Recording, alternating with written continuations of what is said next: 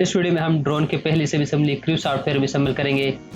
जैसा कि आप अपनी स्क्रीन पर देख सकते हैं, इस सब असेंबली का नाम है मेन फ्रेम सब असेंबली। यहाँ पर आप मॉडल ट्री में देख सकते हैं। हमारे पास से जो पहली सब असेंबली है ये 3 पार्ट्स पर मुश्तमिल है।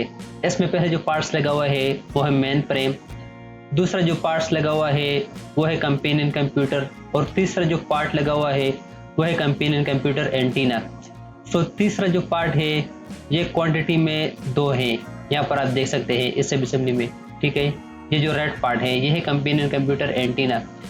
इसके अलावा अगर आप सीखना चाहते हैं कि इस सब असेंबली में जो पार्ट्स लगे हुए हैं इसके 3D मॉडल क्रू सॉफ्टवेयर में किस तरह डिज़ाइन किए जाते हैं, तो इन पार्ट्स की वीडियोस बनाकर हम अपने चैनल पर अपलोड कर चुके हैं।